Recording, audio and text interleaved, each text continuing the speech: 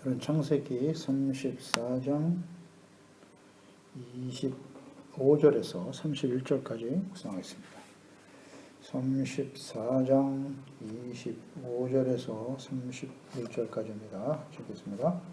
제3일에 아직 그들이 아파할 때에 야곱의 두 아들 디나의 오라버니 시몬과 레위가 각기 칼을 가지고 가서 몰래 그 성읍을 기습하여 그 모든 남자를 죽이고 칼로 하몰과 그의 아들 세겜을 죽이고 디나를 세겜의 집에서 데려오고 야곱의 여러 아들이 그 시체 있는 성읍으로 가서 노략하였으니 이는 그들이 그들의 누이를 더럽힌 까닭이라.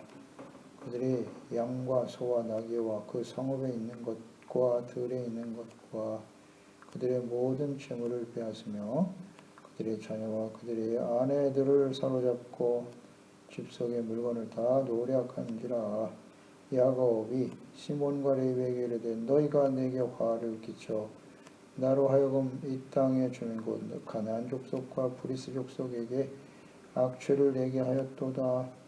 나는 수가 적은즉 그들이 모여 나를 치고 나를 죽이리니 그러면 나와 내 집이 멸망하리라.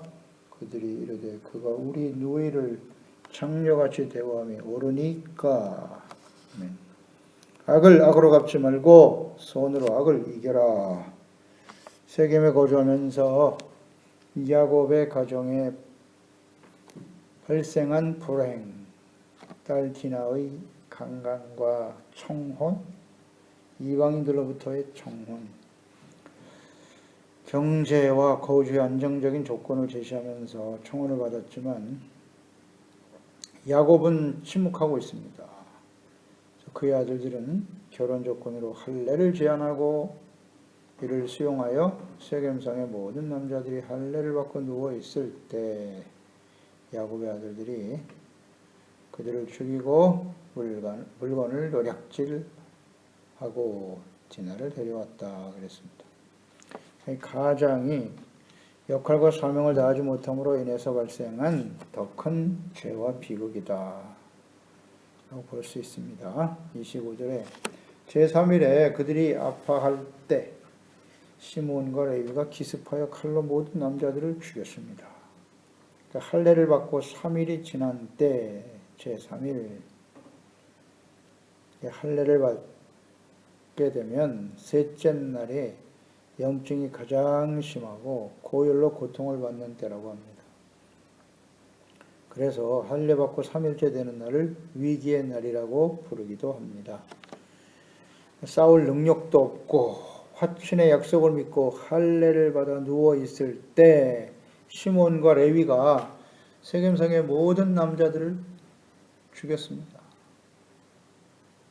26절, 29절까지의 말씀이죠. 야곱의 여러 아들들이 그 시체 있는 성읍으로 가서 노략질까지 하고 이들이 이런 행동을 한 이유가 그들이 그들의 누이를 더럽힌 까닭이라 그랬어요. 그리고 마지막 절은 창녀같이 대우함이 옳으니까 이에 대해서 보복한 것이다. 또 그들의 모든 재물을 빼앗았고 그들의 자녀와 그들의 아내들을 사로잡고 집 속의 물건을 다 노략까지 했다. 강간의 당사자인 세겜과 아버지 하물까지 죽이고요. 디나를 데려왔고 아마 그 억류되어 있었던 것 같아요.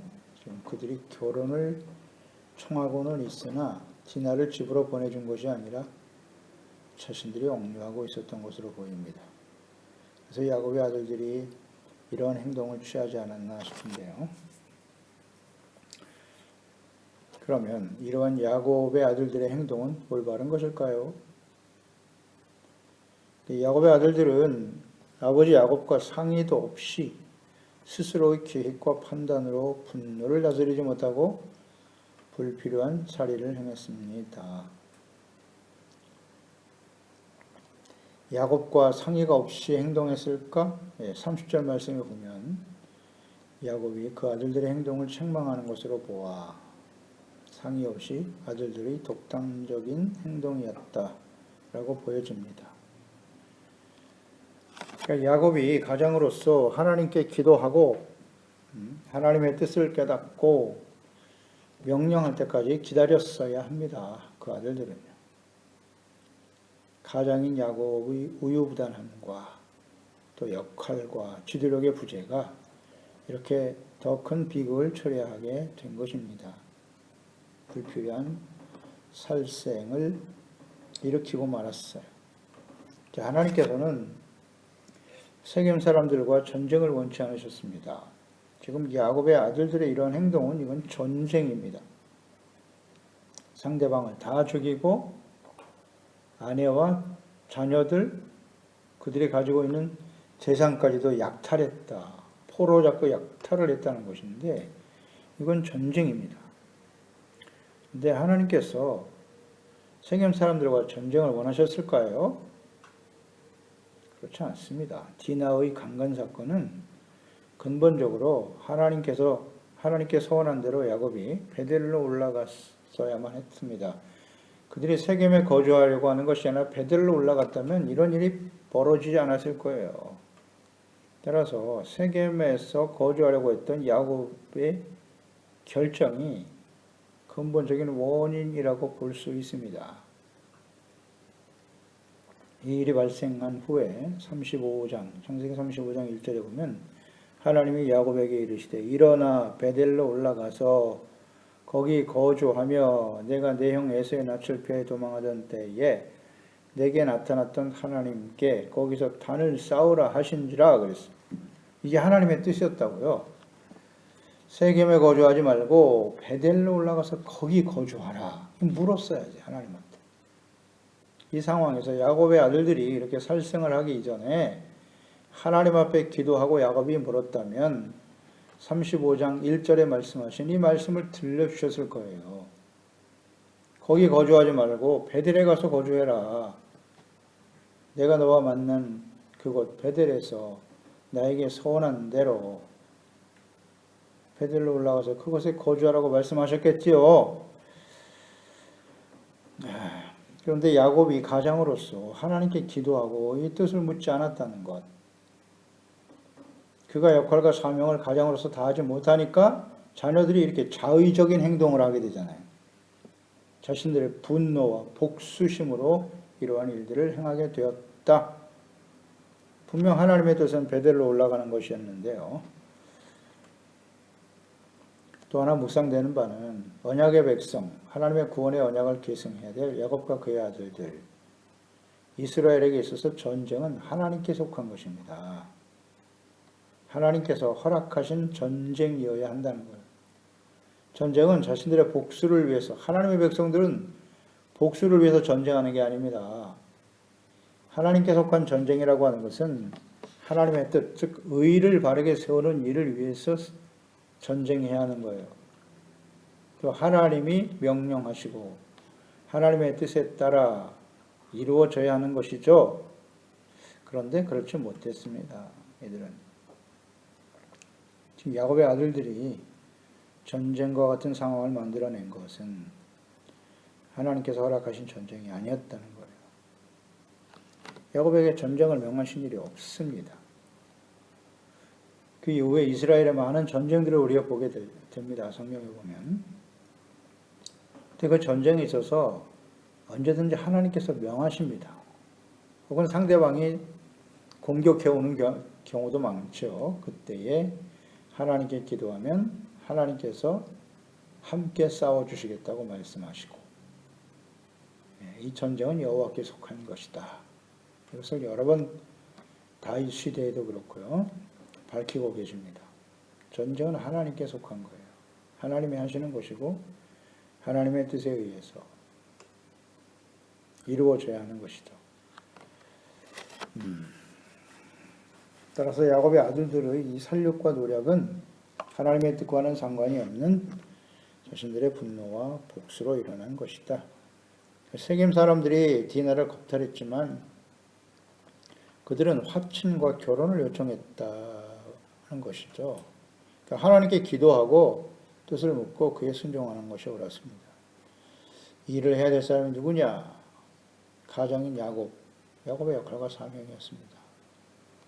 이 사건을 불의하고 악한 자들에 대한 심판이다. 그렇게 생각할 수도 있는데요. 그러나 심판하시는 분은 오직 하나님이십니다. 야곱의 아들들이 심판자가 될 수 없어요. 이것이 그들의 오류입니다. 잘못된 행동이에요. 심판자이신 하나님의 명령과 뜻에 따라야 하는 것입니다. 야곱의 아들들의 이 행동은 분노가 원인이 된 복수일 뿐이었다. 그래서 야곱의 아들들의 이런 행위를 야곱이 책망합니다. 30절에 야곱이 시몬과 레위에게 이르되 너희가 내게 화를 끼쳐 나로 하여금 이 땅의 주민 곧 가나안 족속과 브리스 족속에게 악취를 내게 하였도다. 나는 수가 적은즉 그들이 모여 나를 치고 나를 죽이리니 그러면 나와 내 집이 멸망하리라. 야곱이 세겜성의 모든 남자들을 살육한 시몬과 레위 그의 아들들의 이런 행동을 지금 책망하고 있습니다. 내게 화를 끼쳤다. 야곱의 아들들의 이 전쟁과 같은 행동이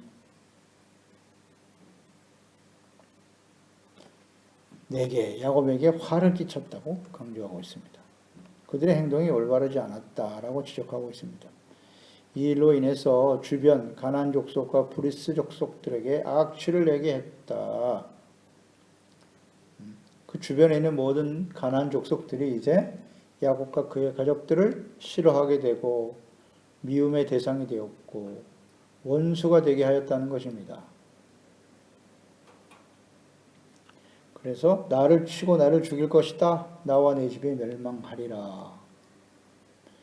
나그네의 입장에서 그 땅에 거주하는 사람들을 그렇게 살육하고 노략질을 했으니 주변 나라들이 야곱과 그의 가정들을 그냥 살려두지 않을 것이다. 계속해서 전쟁을 할 수밖에 없는 상황이 벌어질 거라는 것이죠. 그래서 결국은 자신들은 힘이 없기 때문에 멸망할 것이다. 이렇게 야곱이 말하고 있네요. 약속의 땅인 가나안에서 복의 근원이 되어야 할 야곱의 가정이 가나안 족속들에게 원수가 되고 끊임없는 전쟁을 치르게 될 것이다. 그리고 힘이 없는 야곱과 그의 가정은 멸망당할 것이다 라고 생각하는 야곱. 이 야곱의 말과 생각 속에 우리가 묵상되는 바는 그 야곱의 30절에 말이죠. 나와 내라고 하는 표현이 7번이나 강조되네. 나와 내 집이 계속 자기 자신을 강조하고 있어요. 여기 하나님이라고 하는 단어는 전혀 들어가지 않네요. 고려하고 있지 않아요. 이것은 하나님의 뜻이 아니야. 하나님이 원치 않는 일을 너희가 행했도다. 이렇게 하나님의 말씀과 뜻을 가지고 책망해야 될 야곱이 철저하게 자기중심적으로 생각하고 있어요.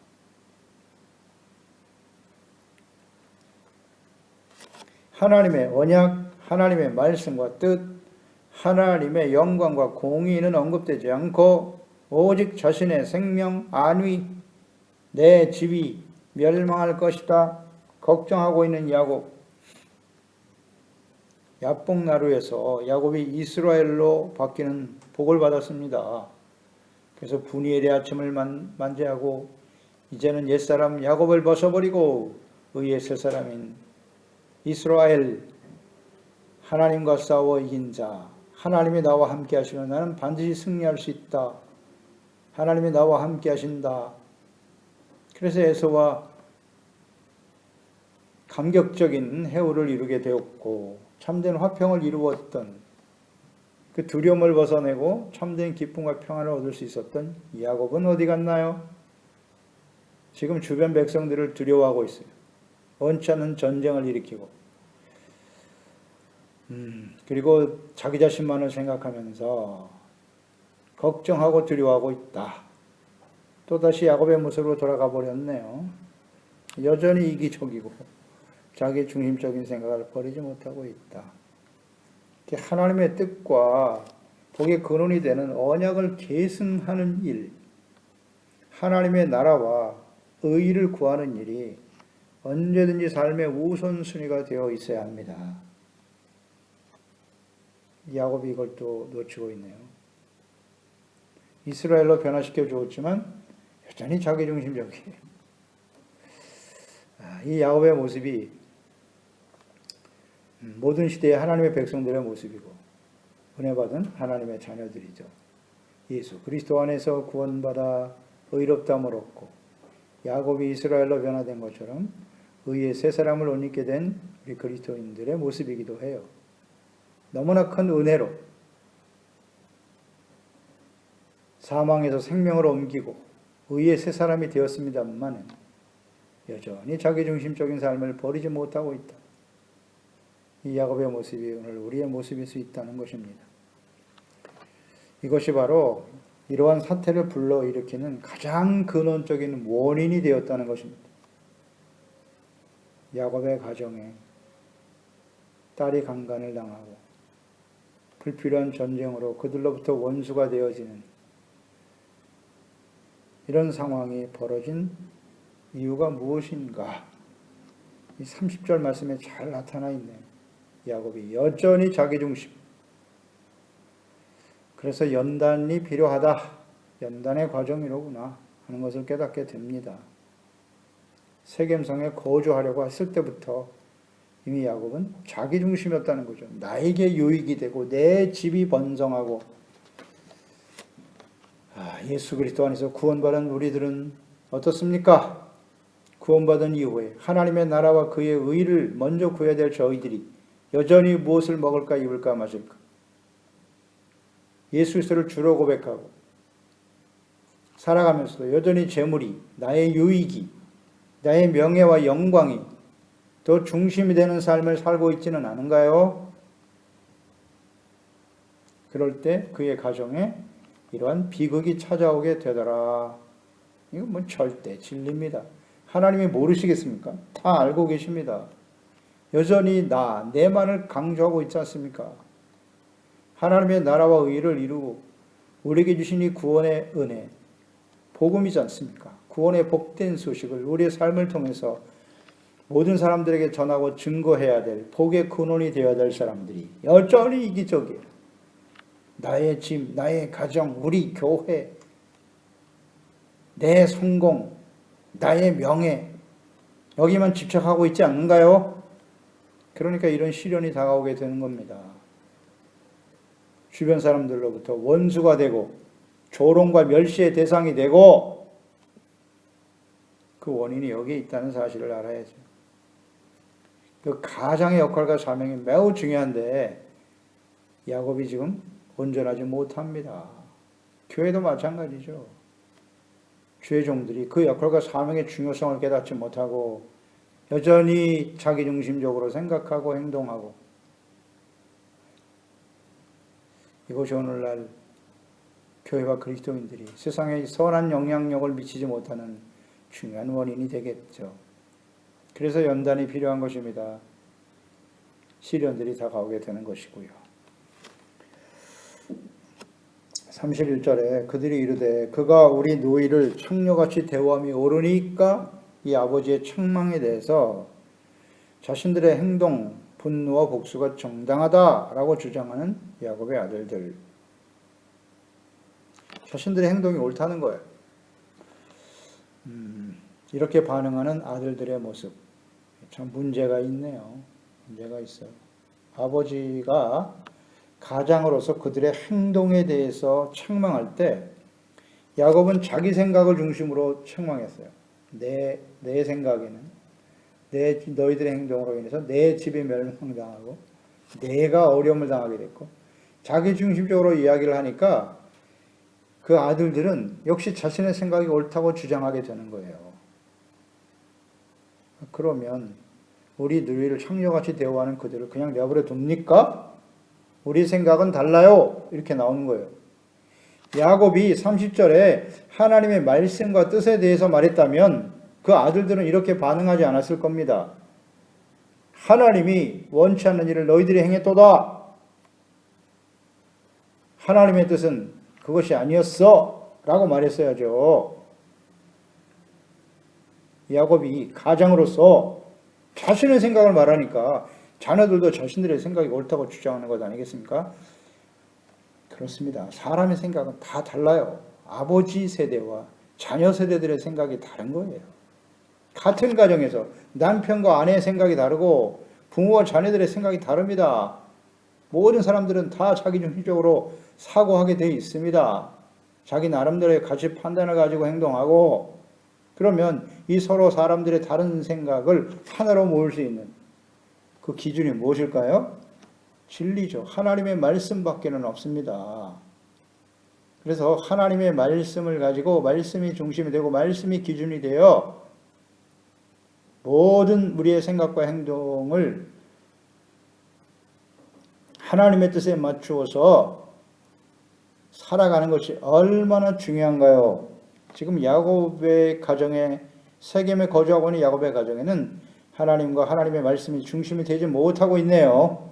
이것이 결정적인 원인입니다. 그러니까 이 자녀들이 누이를 창녀같이 대우하는 건 옳지 않다는 거예요. 자신의 행동은 정당하다. 그렇게 지금 주장하고 있는 겁니다. 분노와 복수가 정당하다라고 주장하고 있는 것입니다. 하나님께 묻지 않고 스스로 옳다고 여기는 대로 행동하는 아들들. 우리 말씀을 통해서 우리가 교훈을 얻는 것입니다. 이들의 행동은 정당화될 수 없어요. 자신들이 옳다고 주장합니다마는 분노와 복수거든요. 분노와 복수입니다. 그게 정당화될 수 있을까요? 분냄, 분노, 성내는 것은 하나님의 의를 이루지 못한다고 되어 있고요. 이것은 육체의 일이라고 갈라디아서 5장 19절에 잘 나와 있죠. 갈라디아서 5장 20절에 우상 숭배와 주술과 원수 맺는 것과 분쟁과 시기와 분냄과 당짓는 것과 분열함과 이단 그랬어요. 분냄, 주술, 원수 맺는 것, 분쟁, 분냄 어떻습니까? 이게 다 같은 수준의 죄악이라고 말씀하고 있어요. 우상 숭배 심각한 죄죠. 그런데 사람들과 원수 맺고 분내고 분냄, 분노 이런 일을 하는 자들은 하나님의 나라를 유업으로 받지 못한다. 딱 나와 있어요. 하나님의 나라를 유업으로 받지 못한다. 지금 이 야곱의 가정은 그 아들들은 아브라함으로부터 이삭으로 이어지는 구원의 언약을 받았어요. 언약을 계승해야 될 사람들이란 말이죠.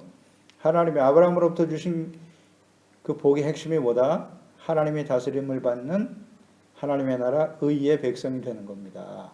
하나님의 나라입니다. 의입니다. 그런데 이렇게 분냄은 우상숭배와 같은 수준이에요. 주술, 원수 맺는 거, 분쟁하는 거, 하나님의 나라를 유업으로 받지 못한다 되어 있지 않습니까?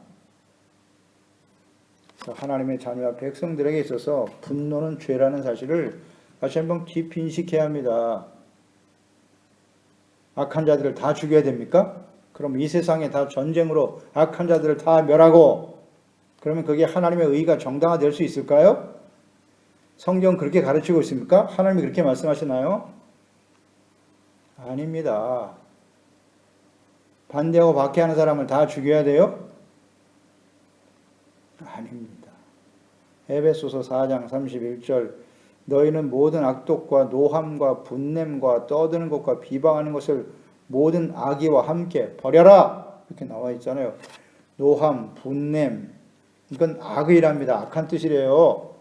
악이니까 버려야 된다고 말씀하고 있습니다. 너희는 누굽니까? 예수 그리스도로 말미암아 죄사함 받고 의롭다함을 얻고 구원받은 하나님의 자녀들,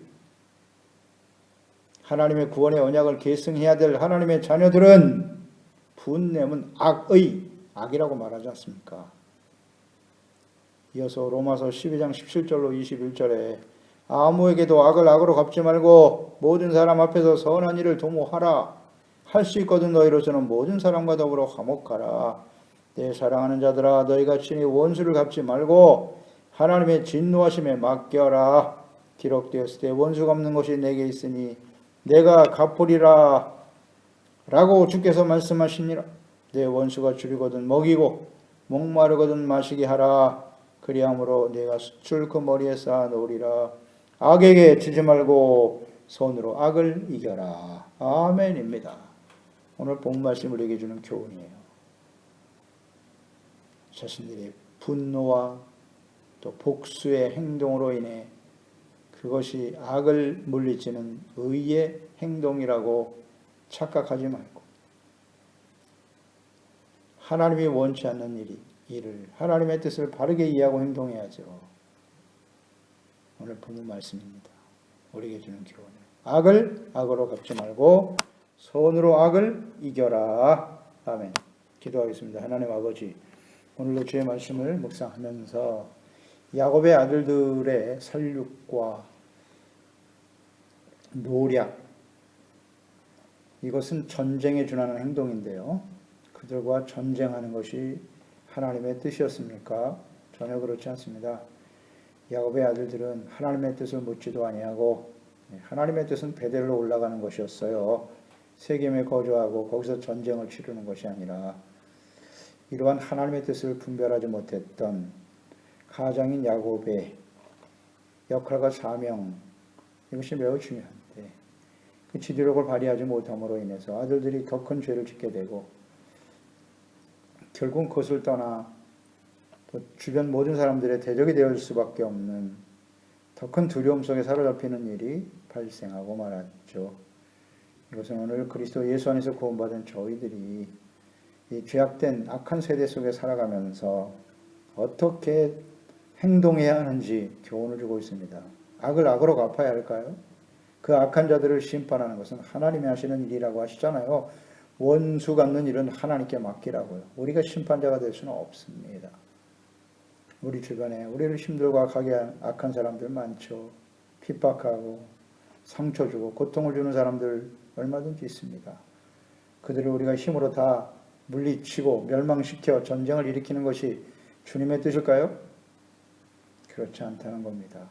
모든 사람과 더불어 화평하고 악을 악으로 갚지 말고 손으로 악을 이겨라. 이것이 하나님의 변함없는 뜻임을 잘 깨닫게 하시고 우리 가정에서 교회 안에서 모든 이 악한 세대를 살아가는 저희들이 이제 하나님 손으로 악을 이기며 하나님의 구원의 언약, 복된 소식, 복의 근원이 돼야지 전쟁을 일으키는 자들이 되어서는 안 되지 않겠습니까? 그래서 하나님의 선한 영향력을 미치고 주의 영광과 하나님의 나라와 의를 바르게 세워가는 일을 쓰임받는 우리 지체들, 가족들, 자녀들이 되게 하소서.